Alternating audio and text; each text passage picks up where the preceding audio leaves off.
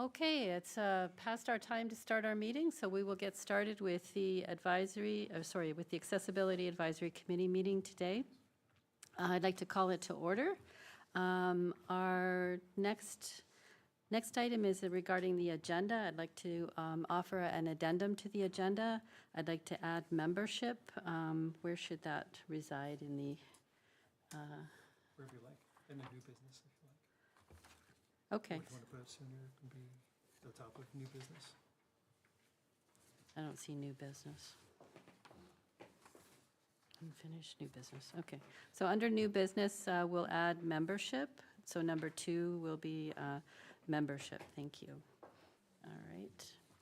And having said that, that's the only addendum to the agenda. So I'd like to recommend that the agenda of the Accessibility Advisory Committee meeting dated June the 19th, 2025 be approved as circulated, as amended. Could I have a motion, please? Karen, and a seconder? Judy, all in favor? Thank you. Motion carries. All right, any disclosure of pecuniary interest?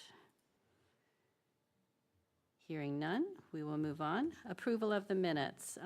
It's recommended that the minutes of the Accessibility Advisory Committee meeting dated May the 15th, 2025 be approved as circulated. I do actually have one, I do have an edit to it, sorry. For the minutes,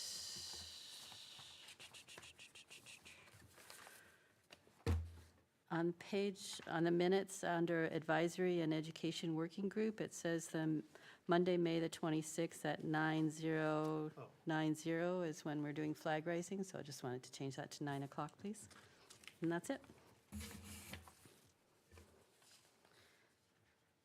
So, given that slight amendment to the minutes, it's recommended that the minutes of the wow, I cannot talk today. Let me try that again. Minutes of the Accessibility Advisory Committee meeting dated May the 15th, 2025 be approved as amended. May I have a motion, please? Judy, seconder? All right, Sandra, thank you. All in favor? Thank you. All right, motion carries. Deputations. So we have 3 incredible staff people here today to give us some information regarding their area of expertise. Remember, our job is advisory, and our job is not necessarily to know all of the incredible things that are in their brains, all of the rules, regulations, and all that stuff, but our job is to understand the practicalities, the usability of what we're looking at, and to ask questions if we have questions. So what I'd like to do is turn the floor over, first of all, to Kristen Ford and Lyle Bergstrom to talk about revised parking control bylaw. And if there's something you're actually referring to with respect to those documents, if you could ask Bessie to put them up on the screen, that would be appreciated. Thank you.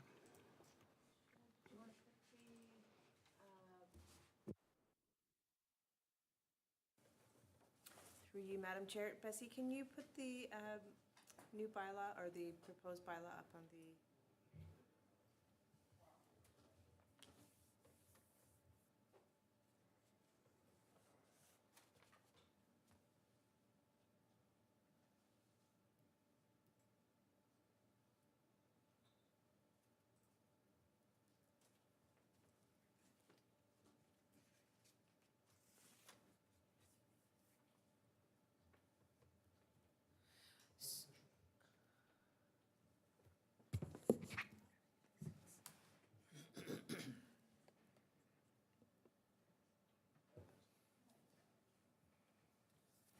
So we were requested to come to the meeting today by Deputy Clerk Jonathan Gilston there, just to make the Accessibility Committee aware of the new draft bylaw, parking bylaw, that we, through bylaw services, as well as members of infrastructure, have been reviewing.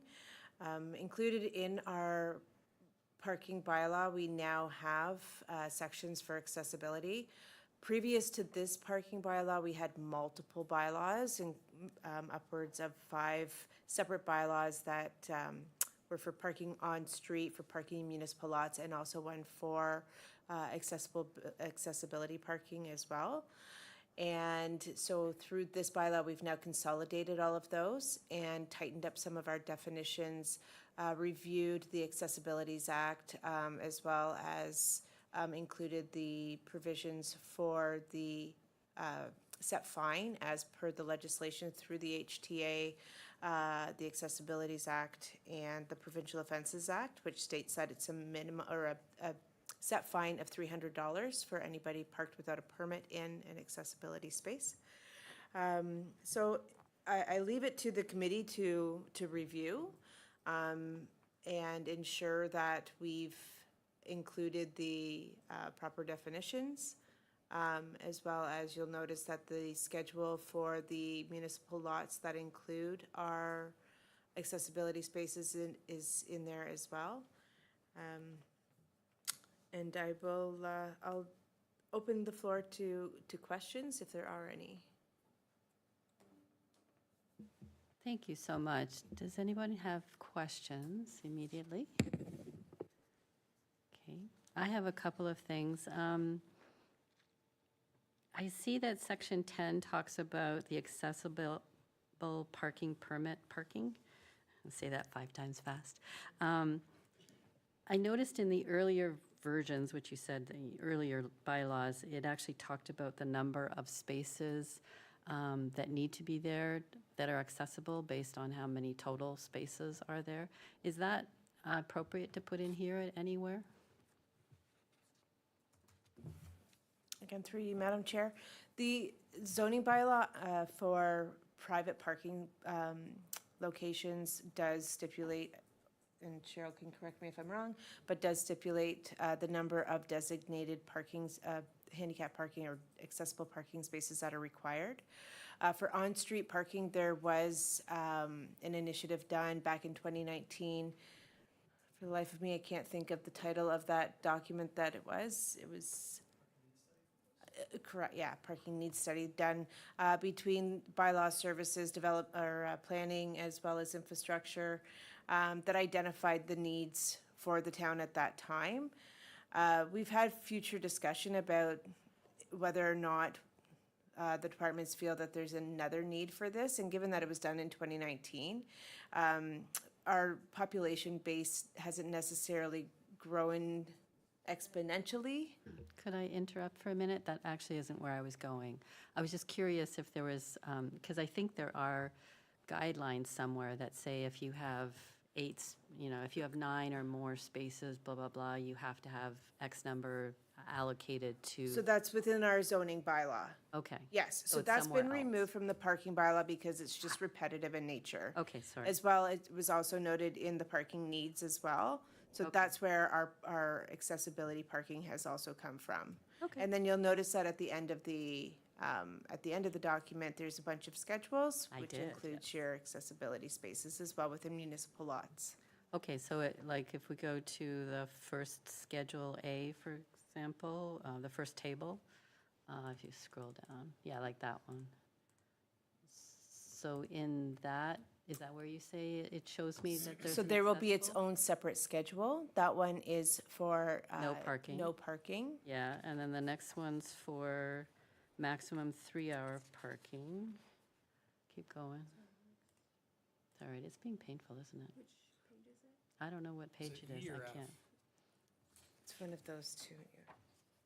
B is, Schedule B is not it. So there's there Maximum is a 3-hour. designated one. Yeah, I'm sure there is, I just didn't see it, but Right there, Schedule Oh. D, I don't know. applies to accessible parking spaces. Schedule D? Okay. Oh, there it is. I even highlighted it. Sorry.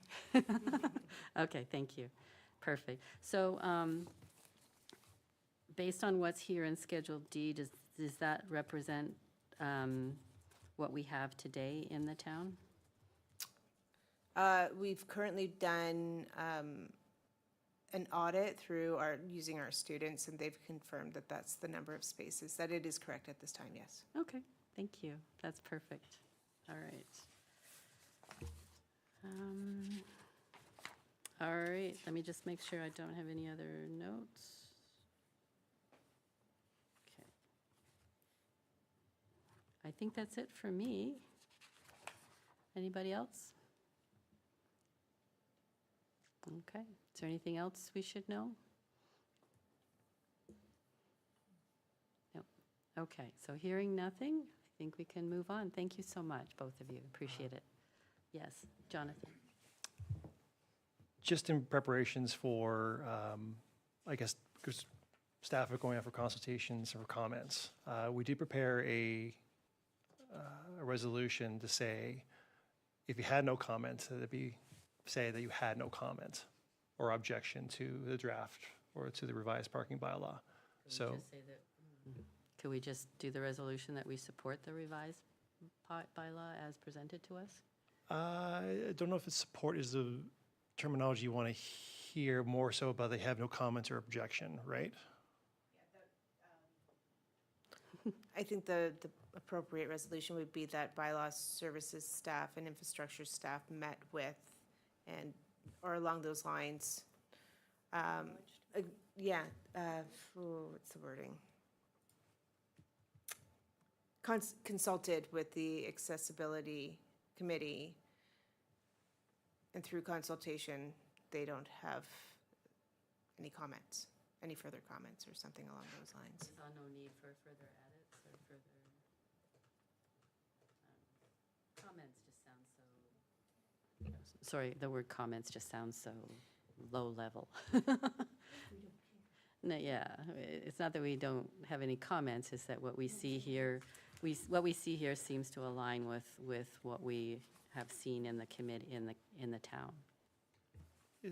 The idea or the wording for no comment is that there's no need to provide any sort of like additional Correction. changes, corrections. It's really just to say that we're okay with what was presented to you. Okay, if that's the word no comment, the phrase no comment works for you guys, then that's fine. Yep. Can we do a resolution then? I just need a mover and seconder for. Do you want me to pull up the resolution, or? Yes, please. Sure, yeah.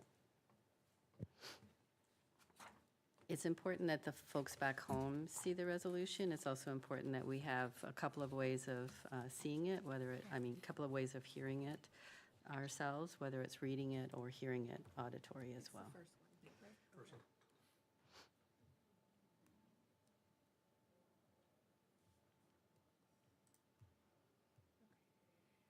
Okay, so the resolution is that the Accessibility Advisory Committee has no comment or objection to the revised parking control bylaw. May I have a mover, please? Thank you, Penny. A seconder? Thank you, Karen. All in favor? Thank you. Great. All right. Thank you so much for bringing your information here today, and I'll see you in a few Okay. weeks. In a few weeks, yeah, Okay. thank you. All right, bye. Okay, we're ready to move on to the next item, which is Lyle Bergstrom, Manager of Facilities. He's going to review accessible ramp at Muskoka Beach Park. Lyle, you have a great document you gave us, which was tiny, tiny on paper, but we're going to put it up on the screen for us, please. This puppy. Yep, the ramp, yep. And you're going to direct Bessie on where you want her to be on that document so that we can see it. Thank you so much. Thank you, Madam Chair.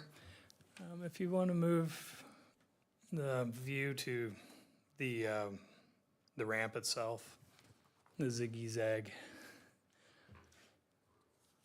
Yeah, you can just scroll up a little bit and give a better kind of view of the beach area. So this is a draft design of the beach access ramp at Muskoka Beach Park.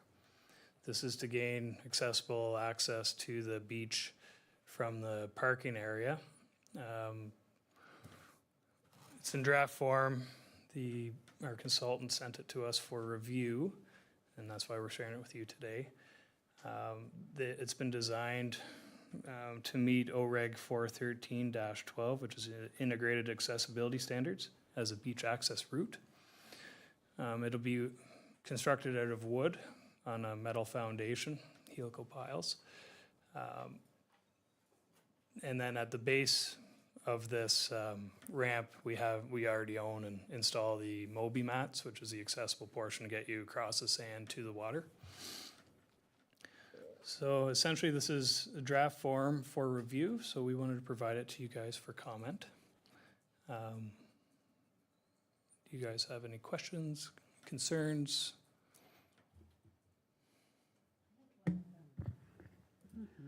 I have one question. I know that there are minimum standards, like for example, if you zoom in, Bessie, on the bottom left diagram there, if it's possible. So the top part there of that diagram where it says 900 millimeters, so that's the minimum distance between the handrails. Is that correct, Lyle? Correct. Okay, and I know it is a minimum required. Do we tend to stick with that, or do we tend to do a little bit wider? That would be the minimum that would be allowed if the contractor was to build it. Generally, they build to the design, so if they design it at 900 millimeters, it's going to be 900. But saying minimum, if the person was to build it at, or the contractors to build at 899 millimeters, it wouldn't be acceptable. So that's why it says minimum on the drawing. So that's the minimum that would be acceptable. Okay, all right, so that's the minimum that we're telling the contractor they have to adhere to, and they're probably not going to go higher than that because it'll probably muck up something for them.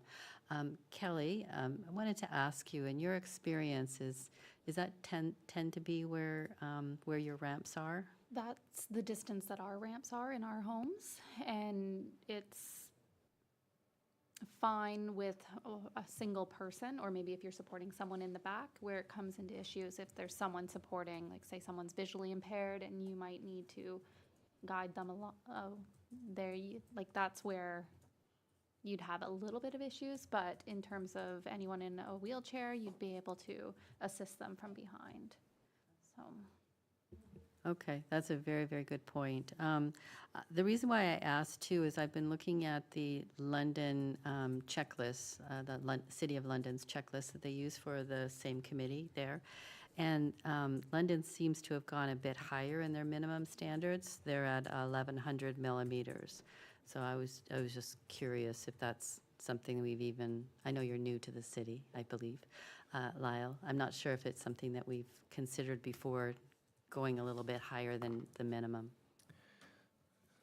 Through you, the chair, the consultant designed it to comply with the OREG 413/12.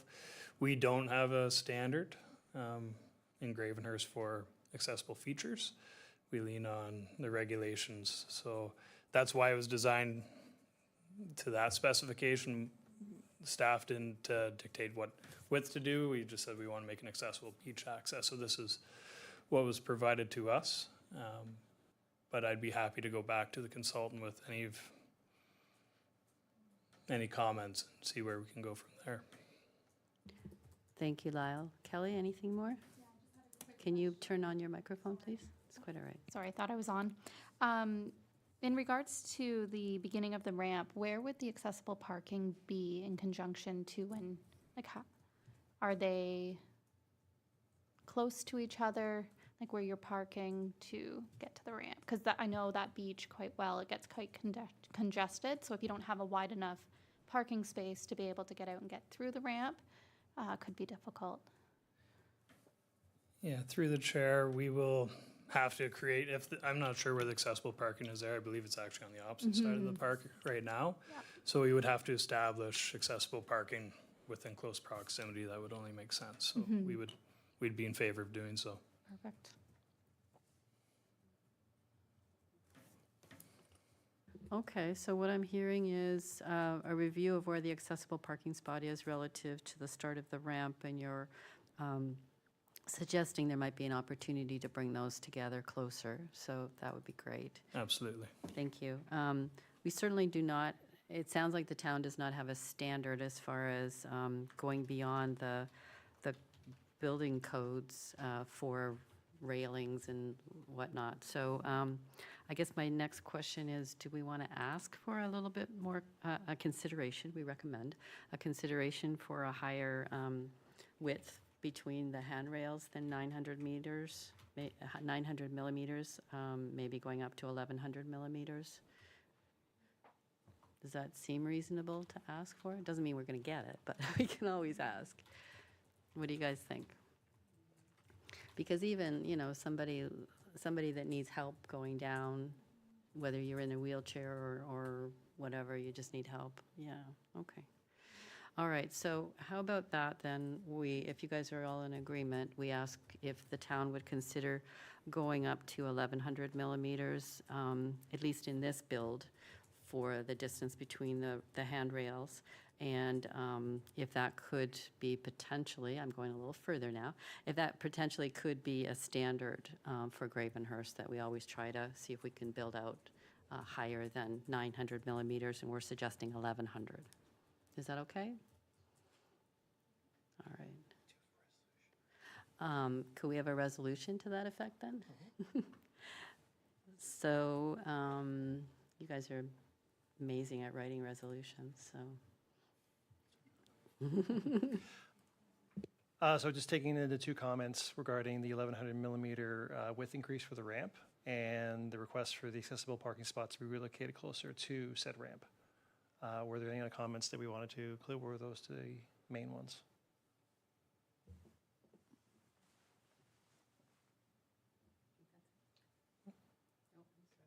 Go ahead, Karen. Would it be possible, or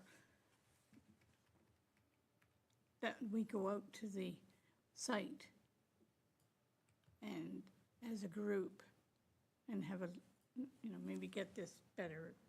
This is a lot of work, I understand, but just maybe we get a better picture of it. Let me ask Lyle what your timeline is on this. We have some time. I was hoping that we could have comment within 14 days or so, just so we can keep the ball rolling, but I'd be happy to meet with you guys on site if you'd like, and we can talk about what this may look like. This is just preliminary, so it's a good opportunity now to figure out what changes may be desired and find out if it's feasible. Okay. It can't be a meeting per se, so there can only be 2 voting members and Kelly going, if Kelly wants to go.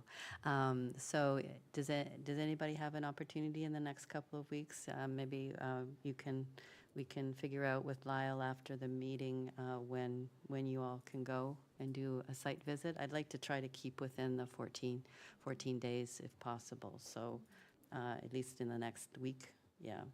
Who wants to go? It's okay. Karen, you want to go?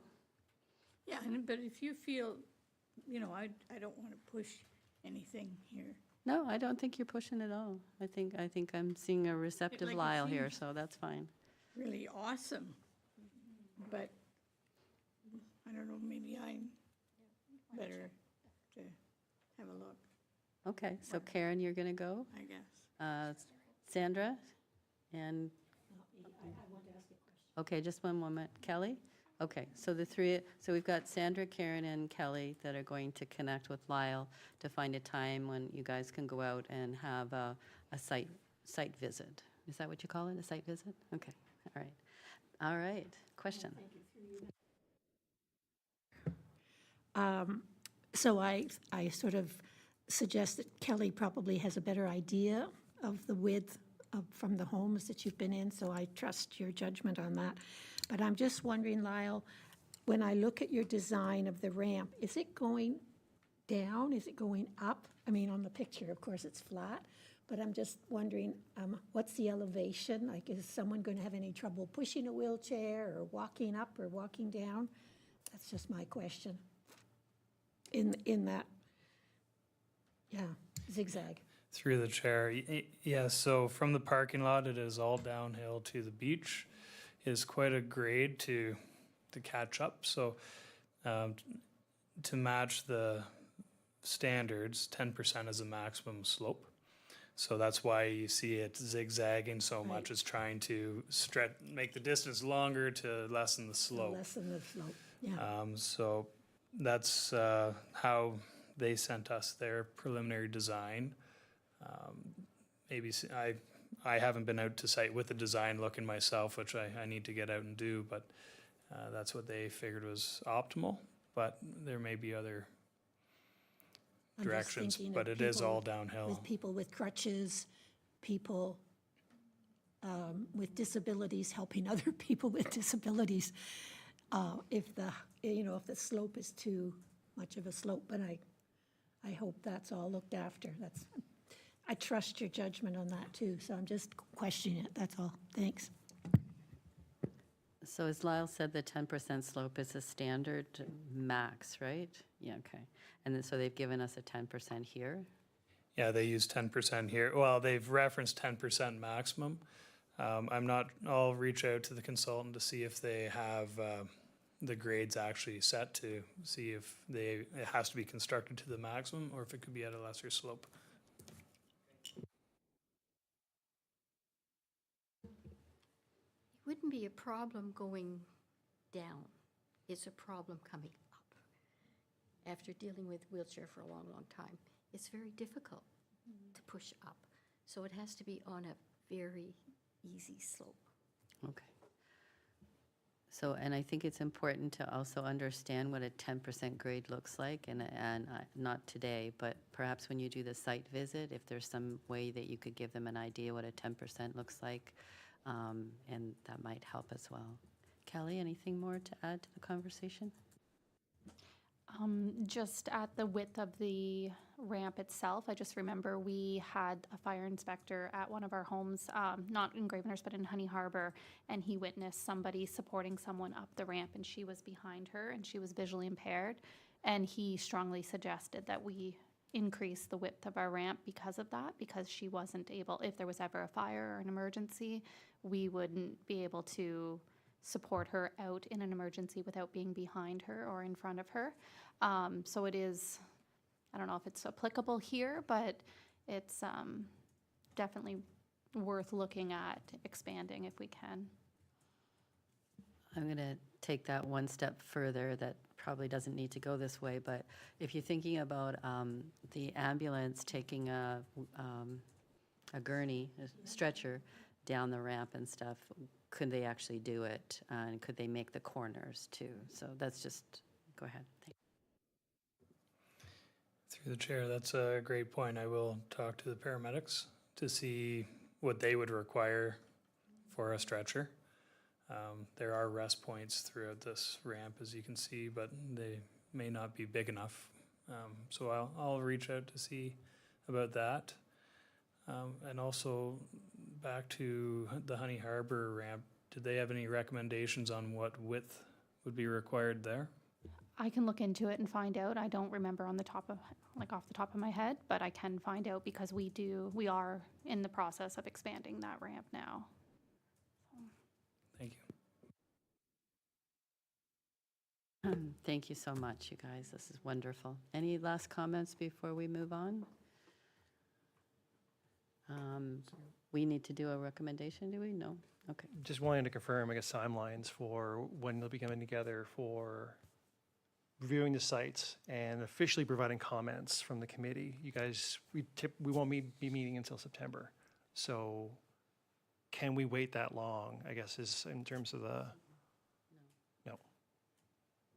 We want to meet earlier. Through the chair, we would like to get the comments sooner than September just because we want to be able to get finalized drawings, tender, and construct this year, hopefully. Okay. So my, I guess, recommendation would be that the sooner the three individuals will be able to review the sites and this committee comes back together to provide the official comments for the project. Okay, so if you guys could get on it right away with Lyle, that would be wonderful. Let's say that we come back again in 2 weeks. That'll give him his 14 days, right? Or at least 10 days. And let's get that decided. So thinking of early July, is what you're saying? Yeah?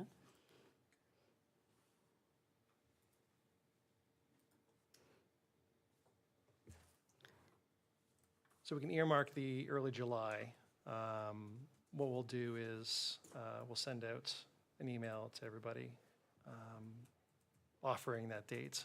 You don't have to check your calendars now, but we'll make sure that's ironed out. And I'm assuming that the three of you will be able to meet before maybe next week or on July long weekend.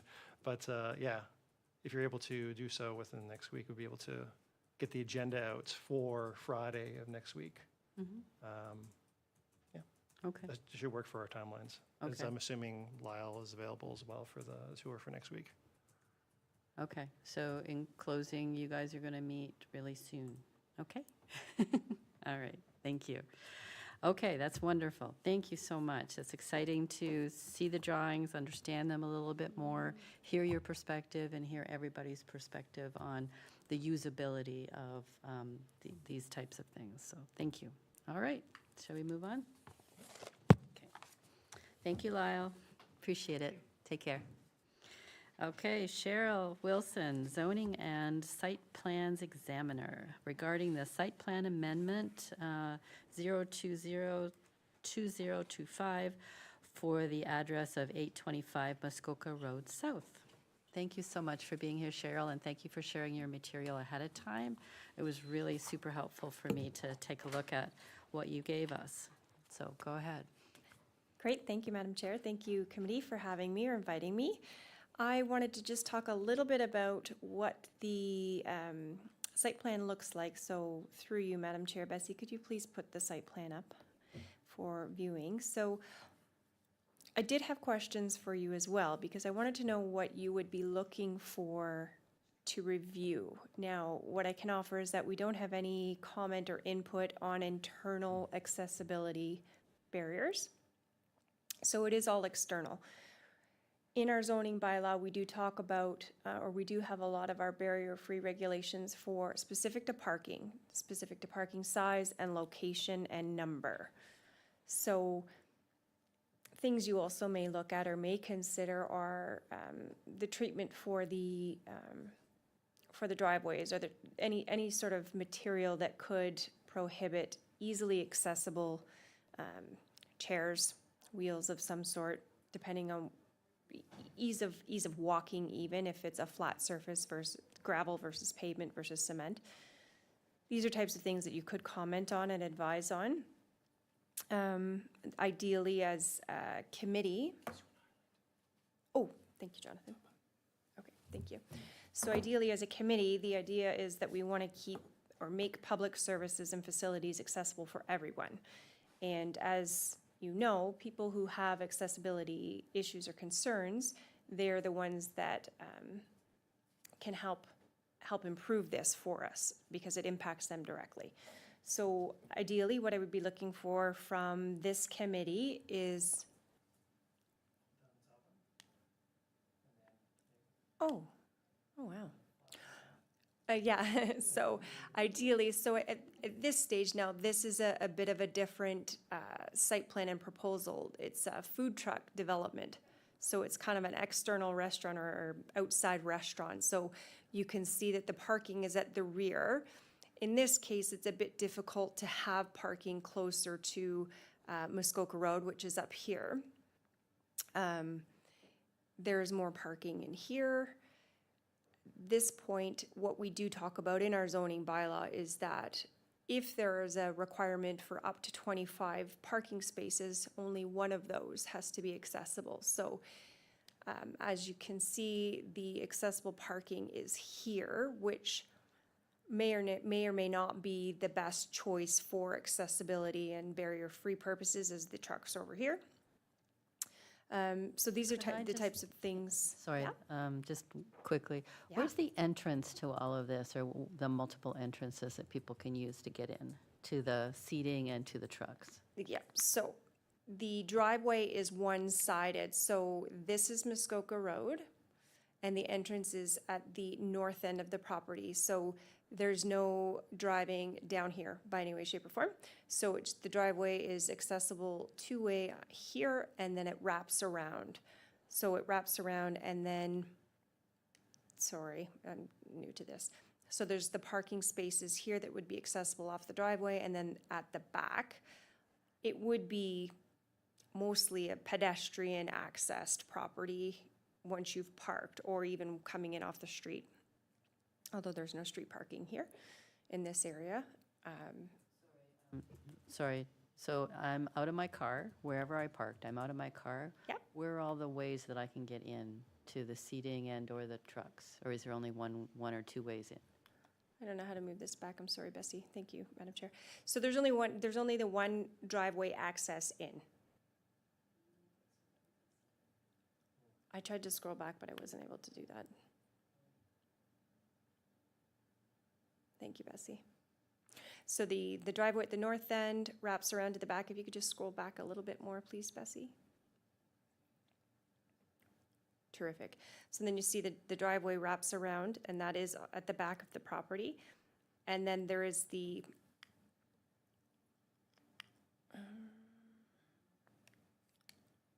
there we go. This is the pedestrian access here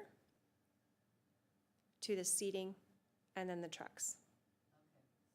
So is there only one way in and one way out?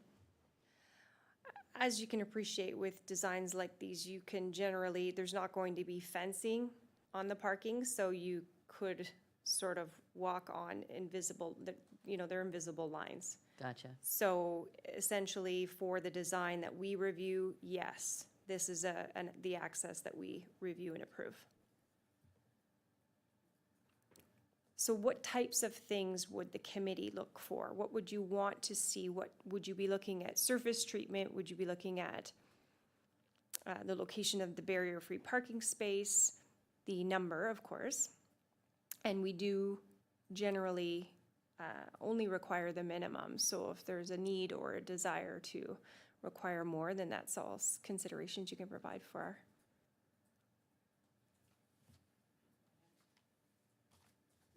Just in terms of the washrooms, would one of the portable toilets be accessible as well? So as, through you, Madam Chair, yes, as part of the process in this case, there aren't actually building permits required, so it's a bit of a tricky situation where usually washrooms are required, at least one in a restaurant is required to be accessible. In this case, we will require to have at least one accessible washroom. Yeah.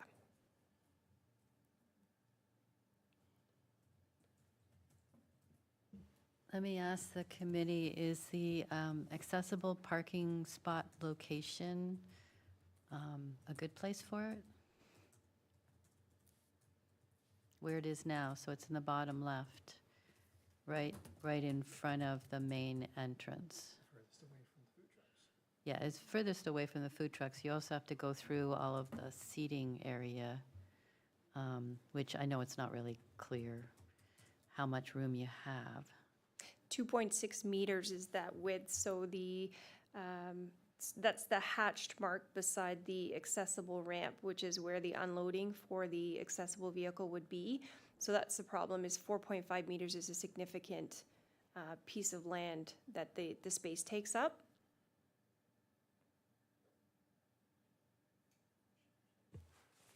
Sorry, I have a question too, Cheryl. When you look at the parking spaces on the left versus the ones that are in the center, like the fill of the square is different. Is that denoting a particular kind of material for those parking spaces, 1 to 9? I believe so, only because I'm just looking at that. Generally, in an eating area, you want something that's sort of more treated for dust. So it looks like it says, does it say turf stone on it? So it would be something that be a little bit more treated for dust versus, ultimately, we don't have full control over whether or not they pave limestone, or we don't have full control over how they treat the surfaces. But certainly when there is food involved, there are different requirements even imposed through health units. I was just thinking in terms of if we were to relocate the accessible parking spots to somewhere closer to the food trucks. Would the turf stone, I guess, impede any sort of mobility with someone in a device or using a device, sorry? I don't have any experience with the difference with turf stone versus concrete.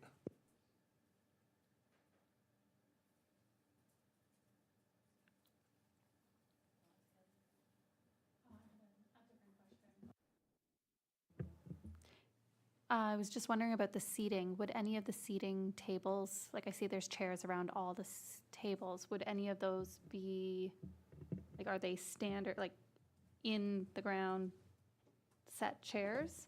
Or, and if so, could we have one of them without a seat? So you would have someone, like, if someone in a wheelchair would be able to join the rest of their group? Through you, Madam Chair, absolutely, that's something that we can require or request. I don't think it's a requirement. Certainly, we can ask for that, and it can be identified on the site plan depending on, maybe you want that closer to the parking, the barrier-free parking, and we could talk about relocating the barrier-free parking space closer to the trucks and seating if that is desirable. In our requirements, we ask that the barrier-free parking spaces within at least 30 meters of the main use or entrance, so 100 feet, which of course this would be, which is just kind of the bare minimum.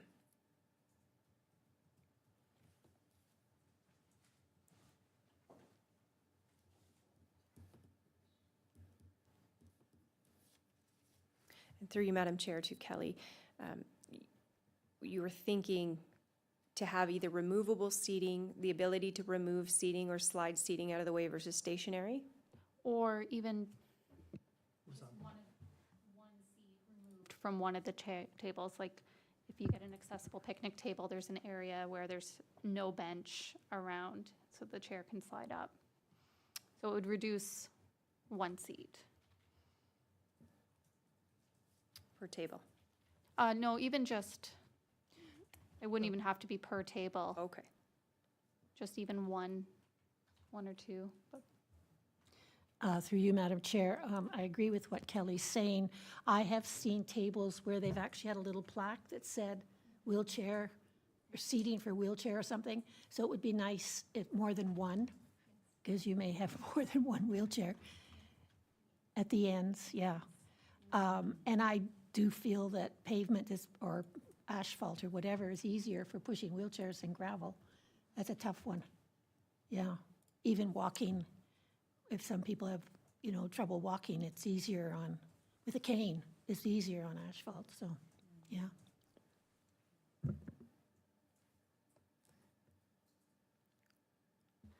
we go back to the number of accessible parking spots? I know you answered this question before, but what was the answer? So we only have one accessible parking spot, but we have how many others available?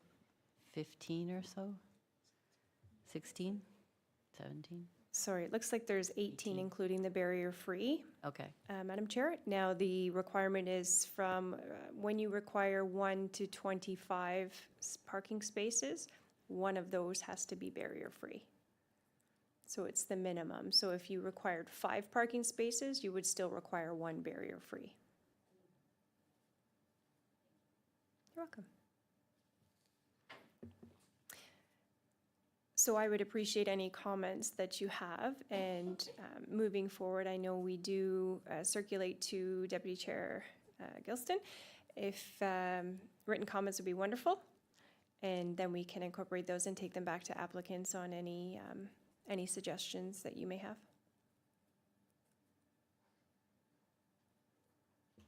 So I think I've heard that the location of where the parking spot is reasonable. Is that correct?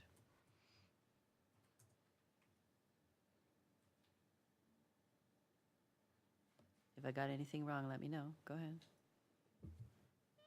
yeah, I think it's reasonable. I think that having the extra space sometimes is more meaningful than, so that you have proper, like if you have a side entrance in the wheelchair van, sometimes it's very difficult because people might not be respecting those guidelines. So there's no opportunity there for anyone to be obstructing your parking space, so, and if it's only within 100 feet, it would just be anyone with mobility issues that, but in terms of parking, unloading, loading up a vehicle with a wheelchair, someone in a wheelchair, it's works quite well. Would it still work okay when people are coming in and out in that area too? It would just be 17 and 18 if the wheelchair van is a rear entry. But it's 600 or 6 meters or 20 feet? yeah, I think that's still, Still good? I think so, because the chances of consistent flow there wouldn't, like, you would have to wait for the person to back out anyways, or they would wait for you to load the van, so.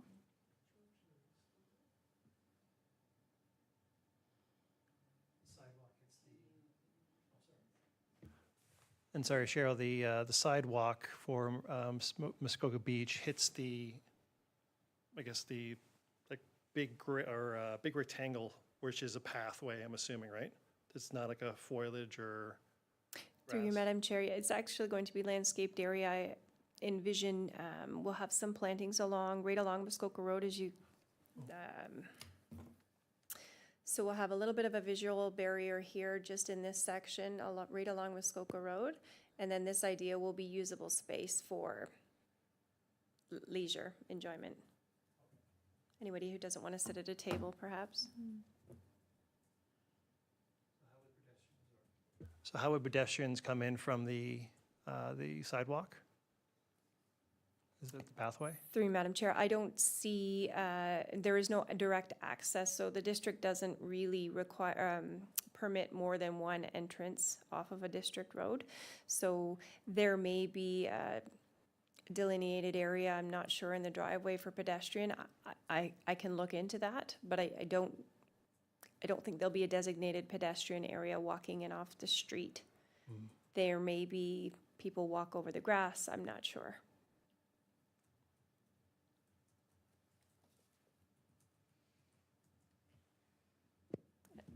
Sorry, through you, Madam Chair, again. Please. There is no public parking in the area as well, so if people are walking, it's potentially from a distance, or they're parking at Shoppers Drug Mart or something like that. Yeah. All right. Anything else we need to discuss about this item? Karen? Where is this piece of property? I can't visualize it. Through you, Madam Chair, yes, it is directly beside the Muskoka Aluminum and Vinyl home. There is a business and home across from Peter's Players, Okay, the south end of Okay.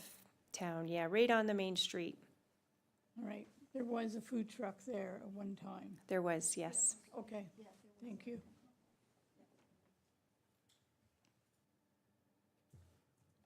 Okay, so Sandra. It seems to me it would be better to have a direction for a driveway. If you have that many people and they're coming and going, wouldn't it be better to have a direction coming in and going out?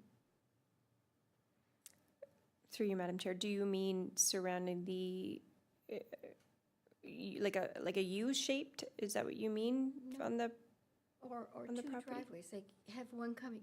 It seems to me, if you have that many food people and there's that many people there, it's going to be very congested getting in and coming out.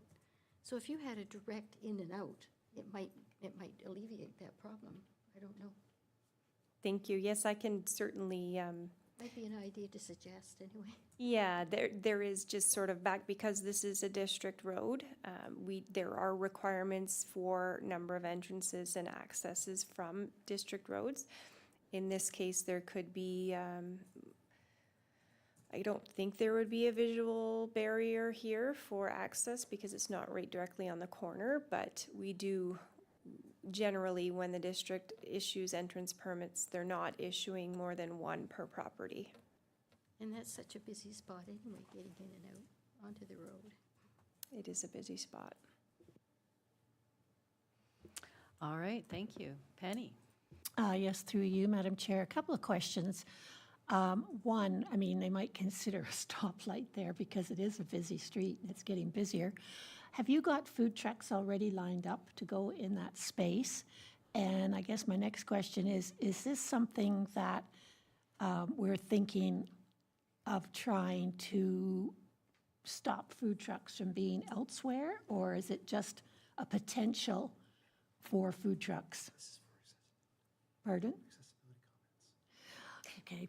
Through you, Madam Chair, just for your information, member, this is not our proposal, this is not the town's proposal. So this is a private individual or company that has come forward with this proposal. There are, essentially, when we consider food trucks in the zoning bylaw, they are permitted uses similar to restaurants. So a restaurant's a permitted use in the area or in this zone, in this property. Anybody can come forward with any proposal they want. If it complies with zoning, then we review and approve. All right, thank you. Is there anything else you need from us, Cheryl? I appreciate anything, through you, Madam Chair, anything you have to offer, and look forward to receiving comments in the future on other applications. And any questions for me, I'm available anytime. So we have the one comment, I guess, Yes, dedicated table for accessibility. right. We do have one comment. So is that just a comment or a resolution or? Come in the form of resolution. Okay, so let's do a resolution. Bessie, you're the resolution queen. Now, the wording of this comment, I guess, could be altered depending on the wording necessity or necessary. Your wording. microphone's not on, by the way. Sorry, Bessie, could you put the resolution on the screen? The third one, yeah.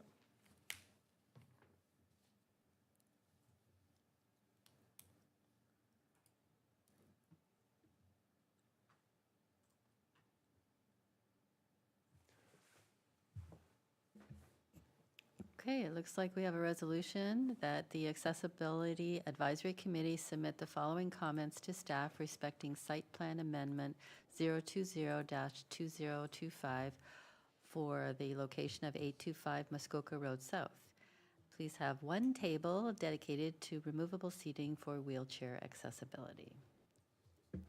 Penny? Through you, I'm not sure I would like to see removable seating. I think there should just not be a seat there. I mean, I think that if you're going to have removable seating, what's going to happen to that seat? I think there just should be a space. So I don't like that. I mean, I don't. I think agree, that's- and if we could request it to be on an end as Right. well would be helpful. When you say and, you mean? Or the last table. Yeah.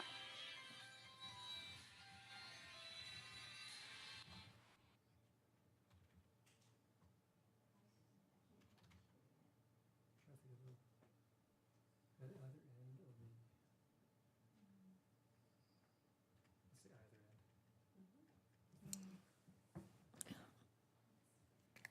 Let's say either end.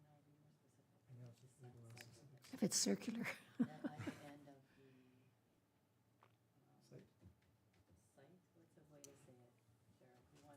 You want it at I guess it's the seating area, but I would suggest it would, you might want it closer to the very free parking space, so I would say potentially the west end of the seating area. kind of, but I want, yeah.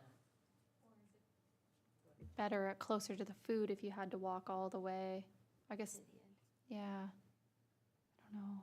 And I don't know if we want without seating. I don't know if you just want to say one accessible table?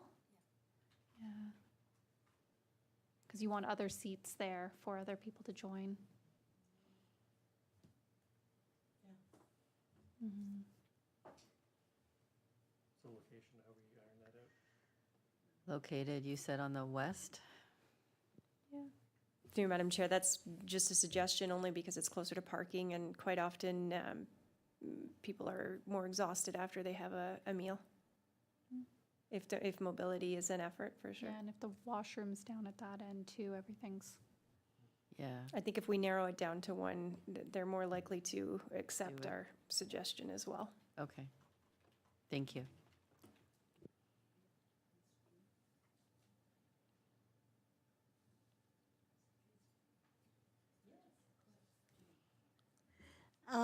I'm just wondering if the seat, as seat is removed at the end of the table, will it affect the flow of the traffic, walking traffic? So could the table be shorter or a smaller table so it wouldn't affect? It's just something they could look into. Because some tables are for 6, like 3 on each, and that, if you had a 4 table, it would help with the wheelchair there. Kelly, any thoughts on tables or? I think as long as there's enough space for, because you could have the seat removed on the side closest to the parking, so then it wouldn't interfere with the flow of traffic, like, or the flow of the walking path. But you don't want to limit the amount of people that can join that person as well. Like it's a, so if it was one of the West End seats, that might work better.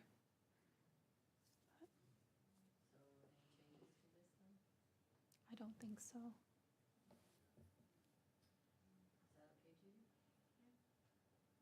Go ahead. Easy. Could I also just make a suggestion put in your notes? There might be a chance for a crosswalk there, not lights, obviously, because a lot of people might walk. If they've got people in wheelchairs, they might not drive on a nice day, they might walk. And that road is busy, that at least a crosswalk might help in that situation. Thank you. Just a suggestion. Through you, Madam Chair, thank you. Yes, and I have not received comments from the District Public Works yet, so they may offer some further guidance as well. Okay, are we good with this recommendation as is? If so, hearing nothing, so, yeah, let me just read the recommendation first. That the Accessibility Advisory Committee submit the following comment to staff respecting site plan amendment 020-205 for property 825 Muskoka Road South. Have one accessible table for wheelchair accessibility located at the west end closest to the accessible parking. May I have a mover, please? Penny. Seconder? All right, Karen. All in favor? All right, motion carries. Thank you so much. And thank you so much, Cheryl. Appreciate your time and effort sticking here this long. Thank you, and your expertise, too. All right, we're going to move on. We have working group reports. The first one is the municipal policies and multi-year plan working group. So we don't have anything new to report, except we do have a motion that we're going to, pardon me? Okay. Saying later to her, not me. Okay. We do have a motion that we're going to put up for that one. Is that correct, Jonathan? Can I talk to this? Of course, you can. So from the last meeting, we were talking about the quote we received from CNAB for the pilot project for what we're calling the accessible wayfinding pilot project for the town hall. Now, since then, I've reached out to our staff in the building departments and infrastructure services, and based on the available spaces or the available layout that we have, it has no real impact to the actual costs to what CNIB provided us for this informal quote. So really, there'd be no need for having to get a refresh or another ask, though it leads me to a subsequent comment with respect to the project itself. Because this is a tenderable project, it will go through our RFP process. At this time, we can't really consider going through a single source currently, though there could be further considerations on the staff side for that. So right now, what would be looked at is in terms of the committee support for the project one, and that council be advised of it being included in the 2026 budget for next year as a capital project, funded through the accessibility reserve. So with that, and depending on council's will and support, for next year, the RFP process would go out. And of course, we would advise CNIB of this, where they would put in a bid and go through the process if we were not going through a single source selection. And with that, there is the resolution, but did anyone have any comments or questions before it's presented about this? Seeing none. Bessie, would you be able to put up the resolution, please?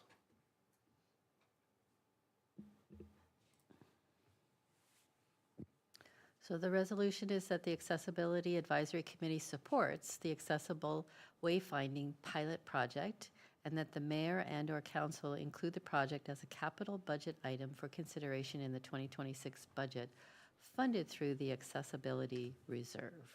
May I have a mover, please? Judy. And a seconder? Sandra, thank you. All in favor? Great. All right, we're moving forward with that.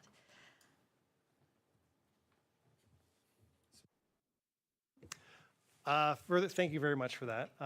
So my plan is to take this resolution and include it in a staff report. I'm aiming for the July Committee of the Whole to present to council this recommendation as well as a pilot project, and for it to be included in the 2026 budget. Now, in lieu of strong mayor powers, and I don't know how familiar you are with the new powers of the mayor and budgeting, it's part of the reason why the resolution said mayor and/or council is that we're unsure of necessarily where the audience is for this particular recommendation, because this is new territory for us with strong mayor powers. So that being said, though, when it comes time for when this is introduced to the budget, it will go through the right channels, of course. So yeah, stay tuned, and hopefully we'll have good news following the budget time. Great. And is that a meeting you need me to attend, the July the 15th Council of the Whole? I will never say no to you coming to supporting any item for accessibility. All right. You are more than welcome to come. I'll be there to support it. Okay. Great, thank you. All right, anything else with respect to that item? All right. And we're moving on to the next working group, the Advocacy and Education Working Group. Any updates? Want to talk about the flag raising, the farmers market, anything else?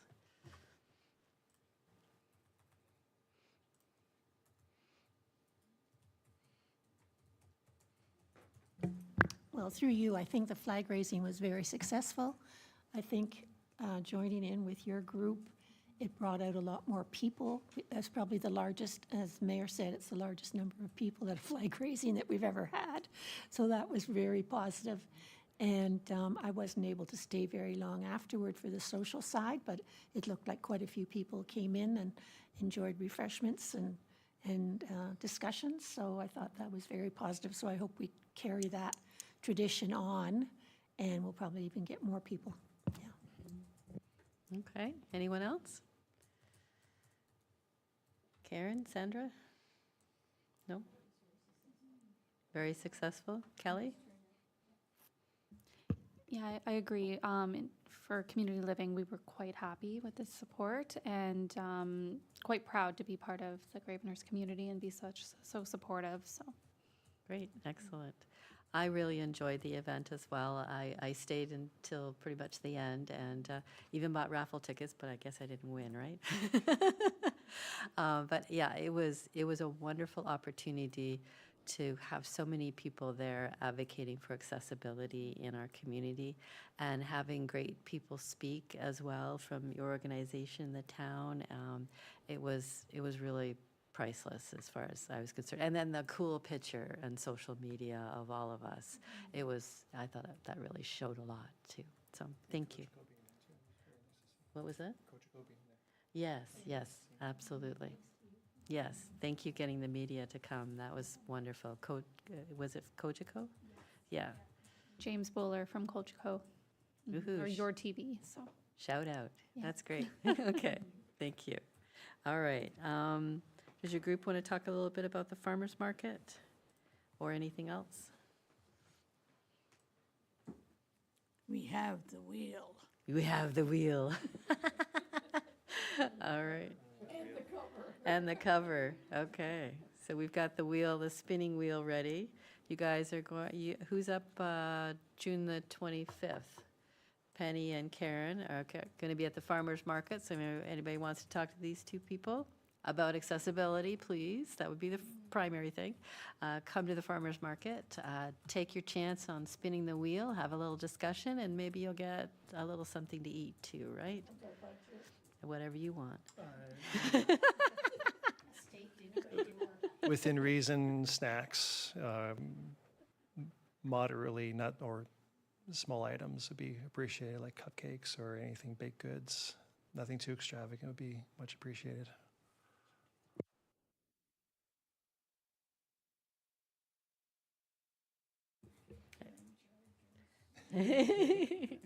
Thank you so much.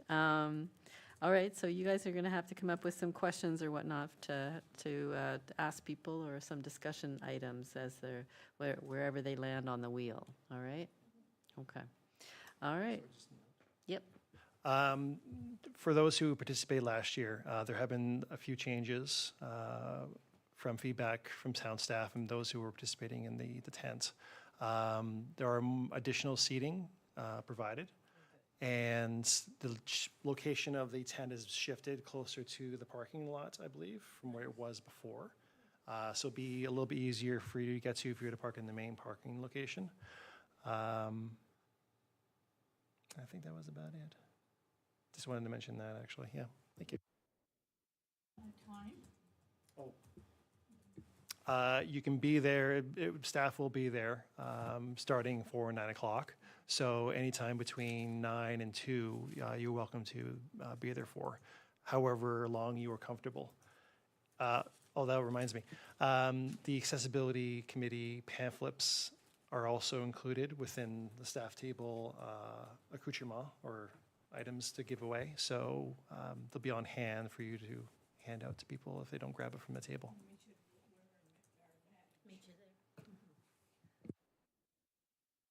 Could we get a badge for Kelly? I don't think we have one. No, could we get her one, please? Thank you. Okay, thanks. All right, you can wear your other badge too, so you can have two. All right, great. Is there anything else from the Advocacy and Education Working Group you want to talk about today?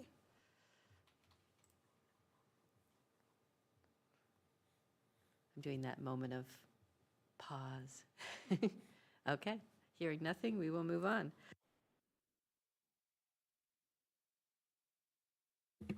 Judy, we have under other reports, the Gravenhurst Trails Committee update.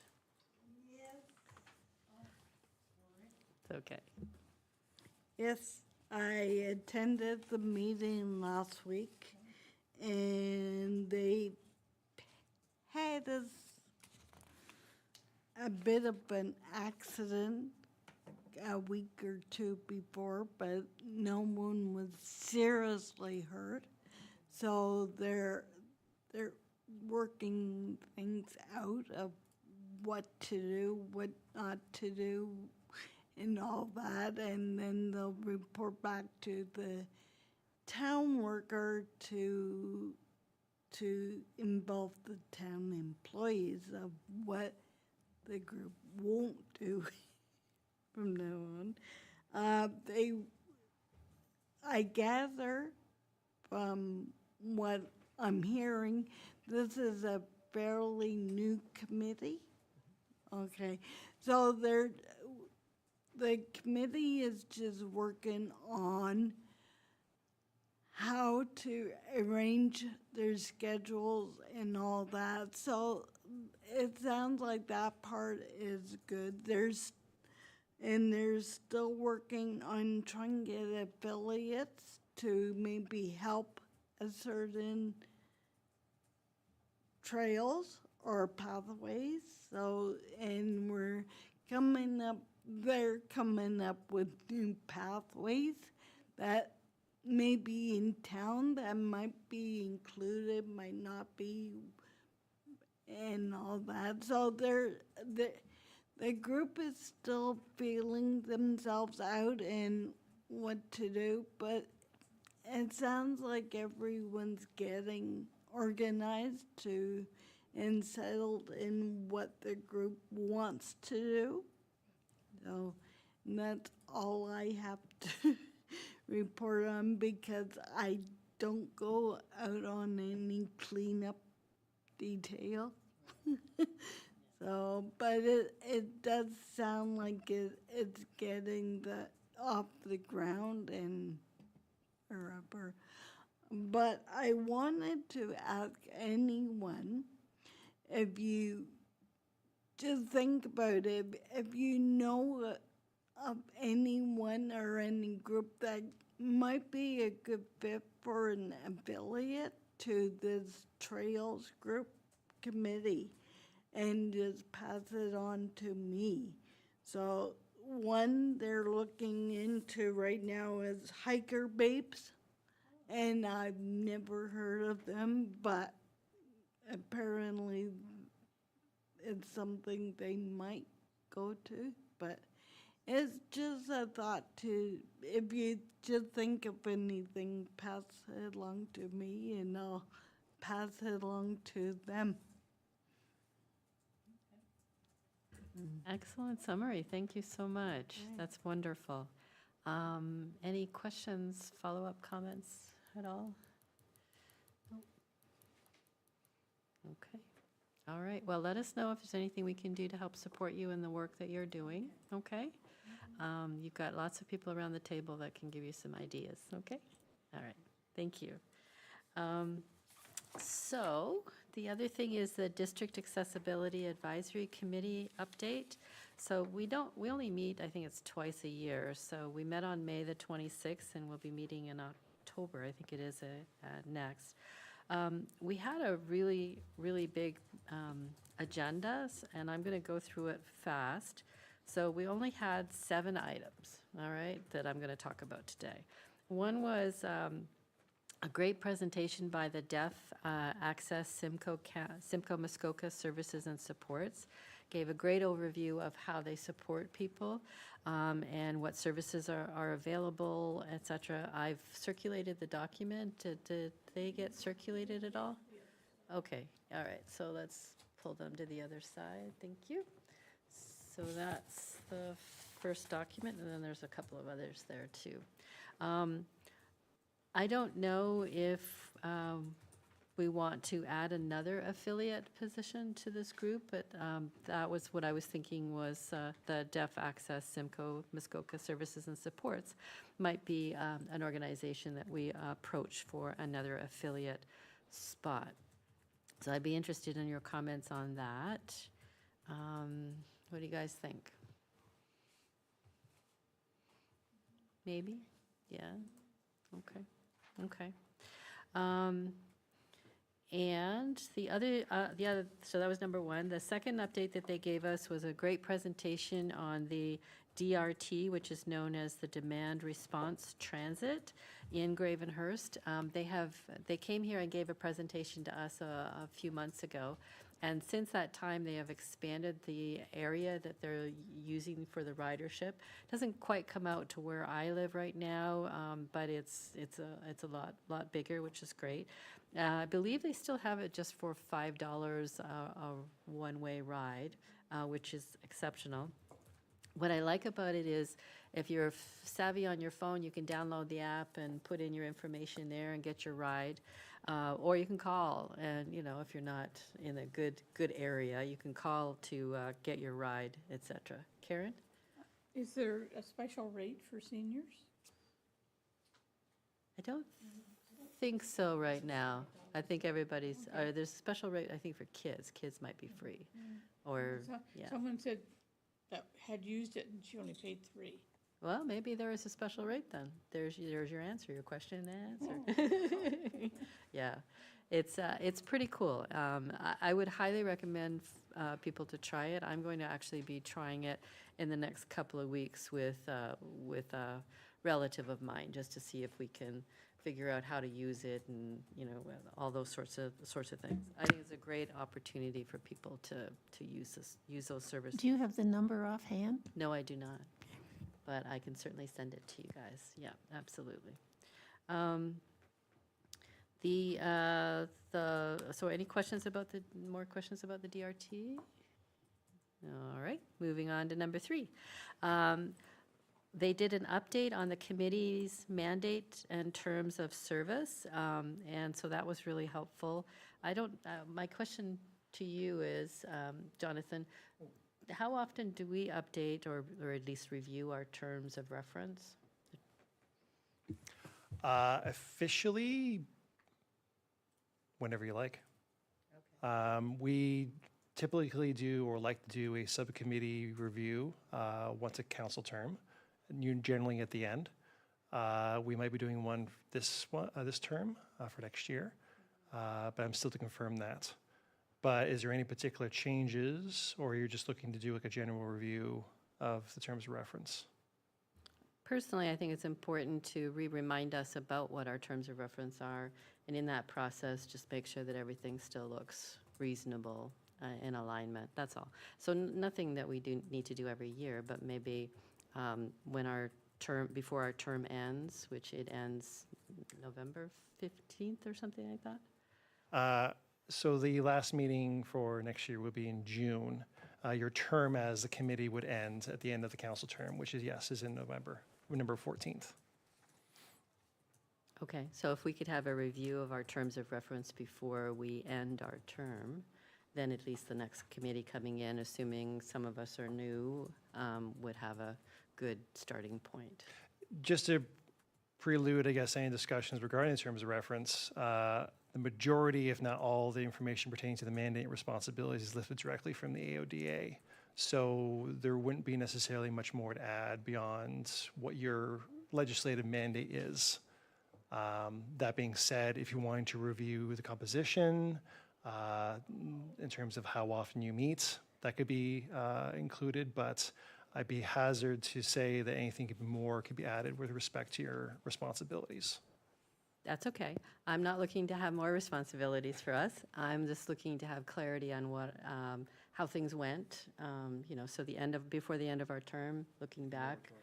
Yeah, looking back, how did it go? What on here do we want to change? So, for example, some of us want more members on the committee. So, is that something that we think we really do want to suggest for the next go around? So, there's certain things I think that we can look at as a committee, both to educate ourselves and remind ourselves what great work we do, what great work the next committee is going to be doing based on the terms of reference and the AODA, but also if there's any recommendations that we want to put forward for new affiliate spots, new memberships, et cetera, whatever is a reasonable thing to do. Okay? Okay. All right, so if we could have that, make sure that it's on our agenda before on our last meeting, a review of the terms of reference, that would be great. Is that okay? Before our last meeting, sorry.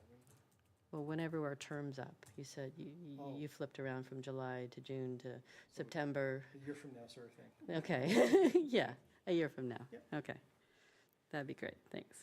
All right, next one was an update on the accessibility standards policy. That's what we're working on in our subgroup with Jonathan and Sandra and Kelly and I. They did that at the district level. And then number 5 was they gave a short roadmap narrative on updating the district multi-year accessibility plan. And so that's something, again, that we're working as a committee, and we'll be bringing information to the committee for our accessibility plan. So that was kind of nice to see those aligned. They also said, and I like this, and this is kind of demonstrated today, what we did with Lyle, the staff will continue to create virtual tours of district facilities to highlight accessibility features and modifications.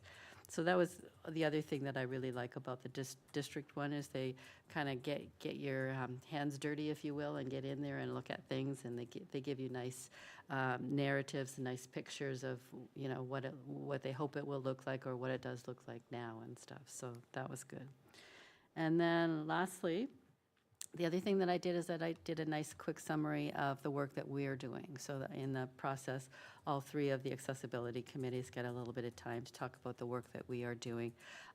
In doing that, I also connected with the chair of the Bracebridge Accessibility Committee, which is Councillor Bowie, and had a coffee with him the other day in Gravenhurst to talk a little bit about accessibility from his point of view and things that we can do here. So I'm real excited about what we've accomplished today.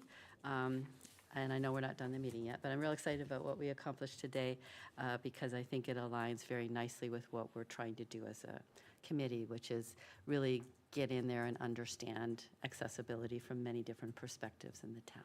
Any questions or follow-up? Kelly? Just a comment that I've been invited to attend September's meeting with the Bracebridge Accessibility Committee, so very excited to be able to bridge the two committees as well, so. Perfect, that's wonderful, that's great. And wait until Huntsville hears about you too. I know. All right, well, that's wonderful. So any questions about the update? So I hear that maybe the deaf access Simcoe Muskoka Services and Supports might be good for an affiliate position. And I also will send you all the information, the link and the phone number for the DRT. So maybe we can, you can try it with your family and friends as an outing or something, just to get your feet wet and understand how to use it. For example, the other day, the other meeting, a couple of meetings ago perhaps, I was stuck. I didn't have transportation to get to this meeting. At the last minute I found it, but Jonathan reminded me, there's the DRT, you can use it. So when it comes out my way, I will definitely do that. But in town, I can do that. All right. Kelly, would you like to give an update on Community Living South Muskoka, please? So we have 3 events coming up. We're raising money for a fully accessible wheelchair vehicle. We have a hefty goal of $100,000. During our May celebrations, May's Community Living Month, we raised $7,000, so we're well on our way to our goal. So we have a 3-part music series, and we're excited to offer a fundraising event in each town that we support. So in Bracebridge, on July 10th, we have a night at the hall, so it's Dancing for Diversity. And we have a local Gravenhurst band, Dunning Butchers, performing, as well as some of our idols, and then ending the night with a DJ. And then on August 14th, we're in Port Carling. We have a performer from the East Coast, Gordon Cormier, coming, and he performs, he's a one-man show. He performs old-time country like Conway Twitty, Johnny Cash. He was out last summer doing a fundraiser for hospice, so now he's doing a fundraiser with us. And he performs with, I think it's 13 different instruments, so that'll be an amazing night. And then here in Gravenhurst on August 22nd, we're doing a fundraising boat cruise on the Winona. We have a local band from Bracebridge, Cashy Creek, playing, as well as a 50-50 draw, and then a dinner, a catered dinner. So, be happy to see anyone out supporting the agency. Absolutely, those sound fantastic. Congratulations on that. That's fantastic. Any questions, comments? Yes. Thank you, through you, Madam Chair. So, when you say in the hall in Bracebridge, what do you mean by the hall? And the second question is, where in Port Carling? And the third question is, how much are the tickets for Gravenhurst? Great, absolutely. So the hall is a bar in in Bracebridge on the main street. Oh, okay. Port Carling, it's in partnership with the Rotary, but it's at the Port Carling Community Center. And the tickets for the boat cruise are $150 a person. Okay, thank you. You're welcome. Excellent. That's wonderful. Okay. Anything else? Nope. All right, let's move on. Any unfinished business? Nope, nope, nope. Okay. New business. So remember, we have 2 items under new business. The first one is the new accessibility feedback web form. Bessie, can you put that up? If that's possible? Sorry. It's linked on the agenda.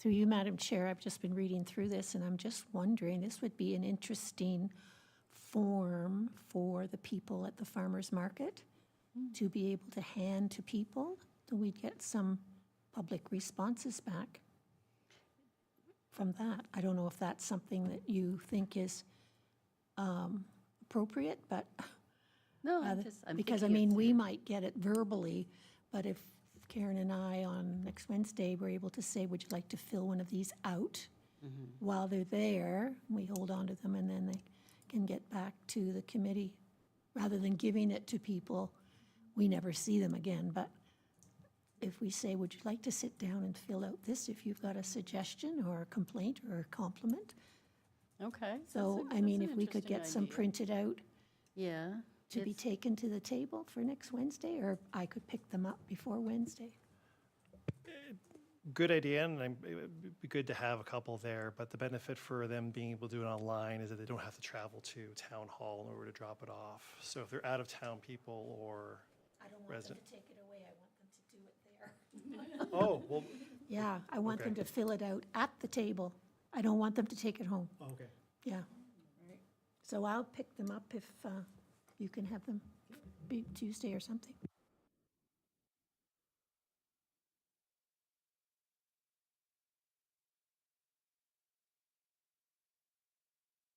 Sorry, he's talking to me. Can you scroll down a wee bit? Thank you. All right. So keep going. So again, do they have to give their contact information? No. Okay, because I see the little stars there. Telephone, yes, but no email address. Okay, but they have to give their name, address, telephone number? Okay. All right, feedback, blah, blah, blah. So if you could go back up to the top. So the first paragraph there, it says at the end there on the first line, we welcome your feedback, comments, questions, complaints, and suggestions. So those are 5 things. What it doesn't align with quite is the choices that they then have. They have a complaint, a compliment, a suggestion, or a question. So my only thought is that whatever you say in the narrative in that second sentence should align with the choices that you're giving them. That's all. Otherwise, I thought it was a great form. I like that as you go down the form, if you check that you want to provide an other means of communication or an other means of something else, that you need something in a different way, that they have drop-down boxes to give you that option as well. So there's something else to think about when you're handing out the form, is that if someone needs a large print, et cetera, for this, that they would be better apt to go online probably and use use whatever they normally would use to try to see it better. Yeah. Okay. Any other questions, comments about this? Yep. We didn't have a precursor to why it's actually on the agenda. So this was actually developed by a staff member after our website's upgrades we decided to actually have a new feedback form presented at your recommendation last year. So this is actually just the carbon copy of what we previously had with new information pertaining to the accessibility feedback form, and released now on a highly and much more accessible version, which is an HTML. And again, the benefit of your HTML is that it's highly adaptable to any accessibility requirements for the user through the browser. Yeah, just wanted to give that a plug. Thank you. Through you, Madam Chair, I'm going to add a comment. I just think this is a good way to get into discussion at the farmer's market, because sometimes you don't know how to open up a conversation, whereas if we have these here, we can say, you know, we have this. Is there some feedback that you'd like to give to the town? Would you like to fill that out now? We must make sure we've got lots of pens, and they don't take them away. I'll look after the pens. But anyways, just a comment. Thanks. That's wonderful. Thank you. I'm just wondering what the process is once somebody's completed the form. Does that automatically come back to us, or, okay, amazing. Just in terms of the process, anything submitted digitally comes to our inbox for legislative services. And from there, depending on what kind of comments, feedback, complaints, it will come to this committee for your review and consideration, depending on the topic and the matter.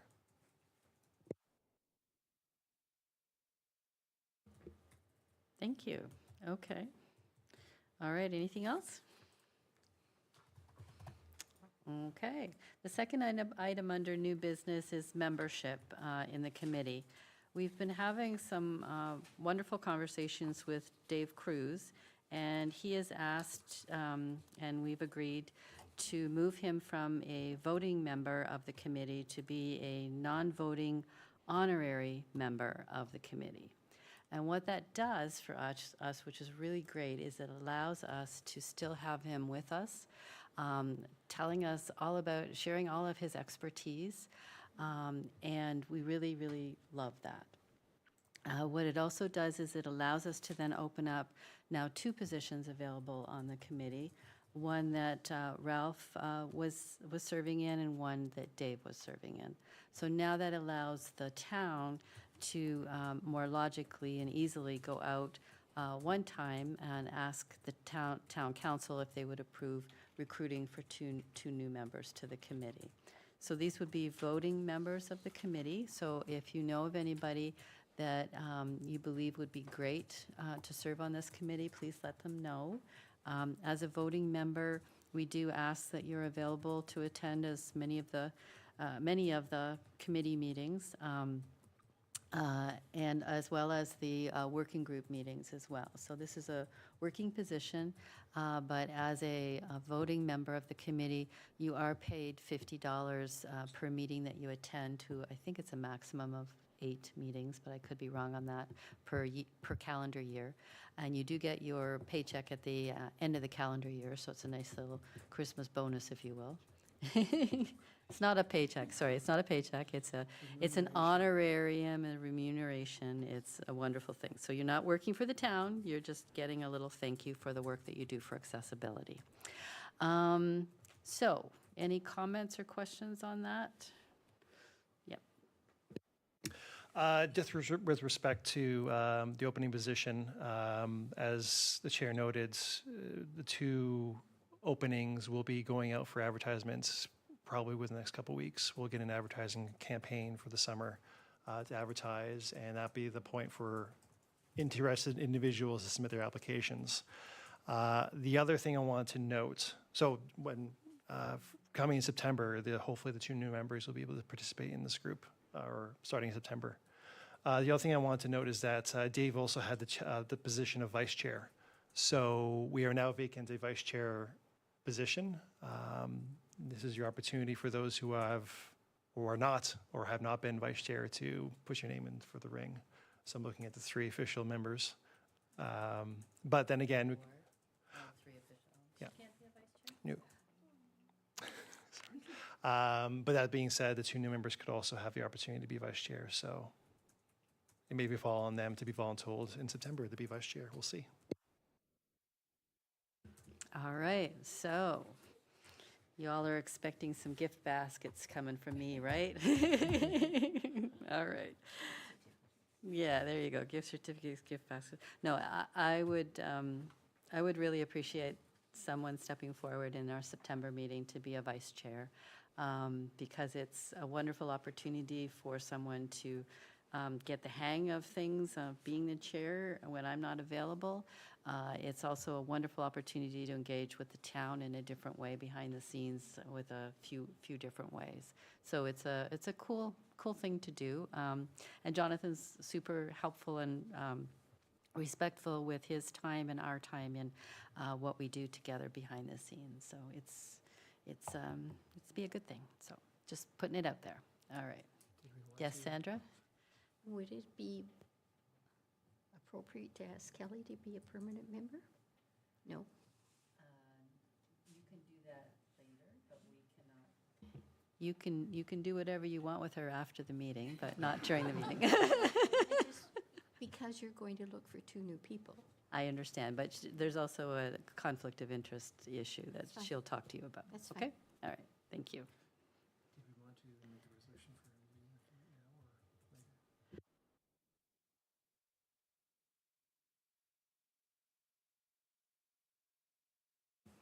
So we're going to focus on a resolution to make Dave the non-voting honorary member now.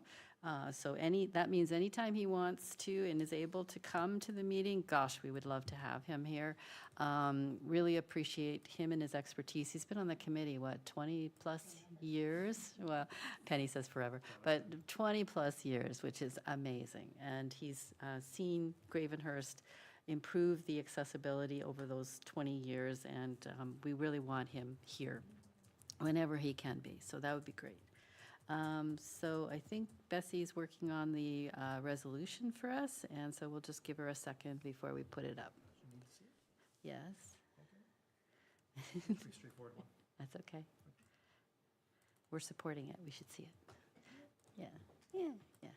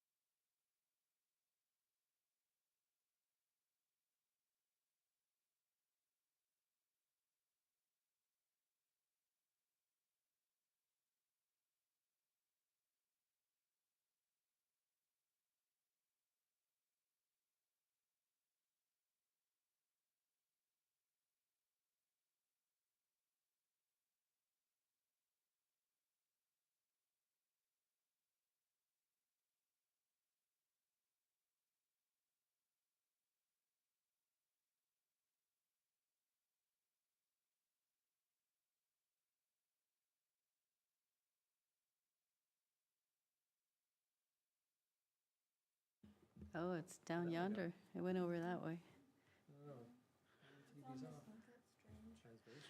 All right, so we're just trying to find where it is on the screen here. Folks back home probably don't know what we're doing.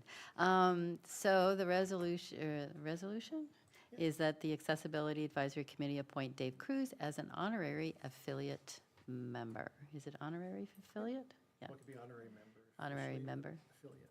Okay, all right. Penny? You move it? Okay, second. Karen, all in favor? All right, we're good to go. And then the last item in this, or the second from last, is the AODA toolbox. I've had a chance to peek at it. It's pretty cool. You can get through it pretty fast. It's got some really cool stuff. You know what I saw in there, Penny?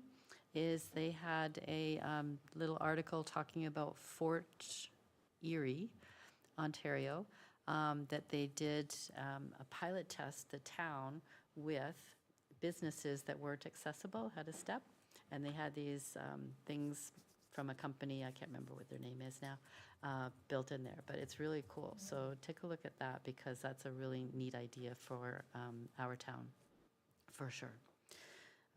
Any Other thoughts on AODA toolbox? Yes.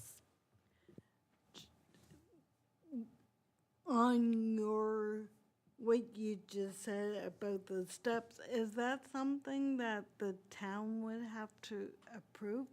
Or get the ownership of the building to actually approve and go along? Or is there a law yet with the Ontario government that is coming in that would cover that?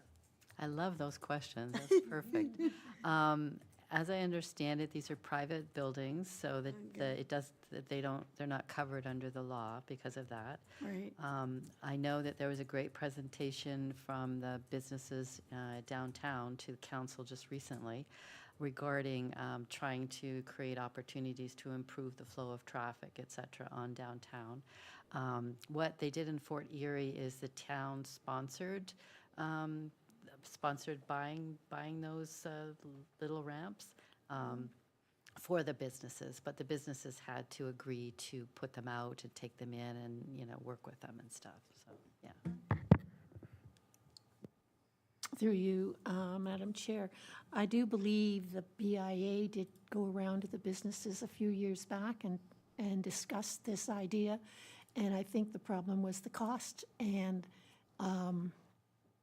the fact that not everybody was going to do it. And there's no reason why we can't try again. Yeah. And that was what they did. It sounded like what they did with Fort Erie is they had 5 or 6 businesses say, yes, we would be happy to do this. The town did pony up the cost, I think, for most, if not all of them as well.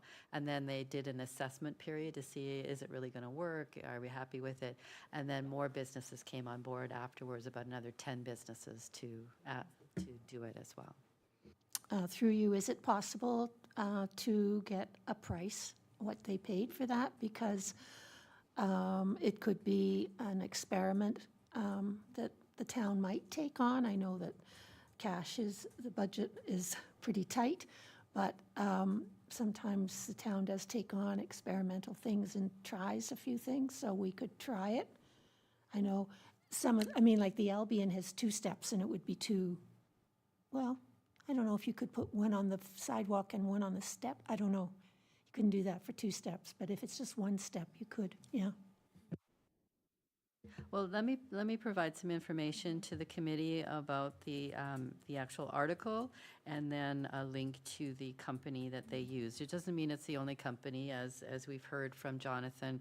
A lot of times when you're doing things, procuring items, you need to open up the RFP to everyone, and whoever applies, that's what you're working with, and usually take the lowest bid, as Shauna Patterson said in a recent meeting I was at. It's apples to apples. You're asking everybody to give a bid on exactly this thing. So, yeah. Okay, great. I will do that. Anything else?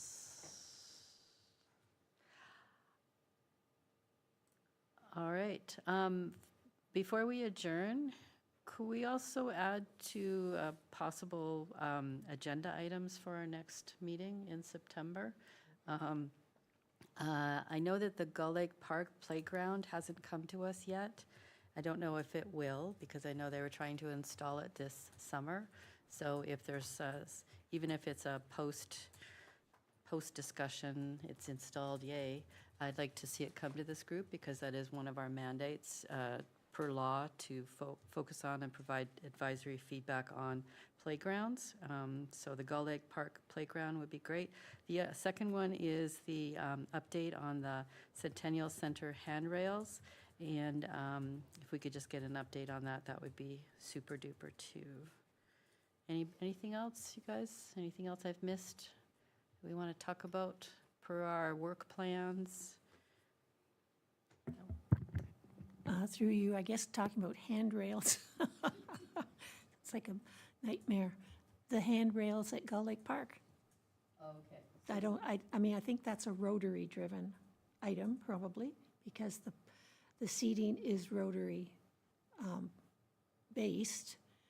And I think I did talk to, well, I won't say that because I'm not sure if I remember if I did talk to a Rotarian or not, but that's definitely something I think that could be a problem.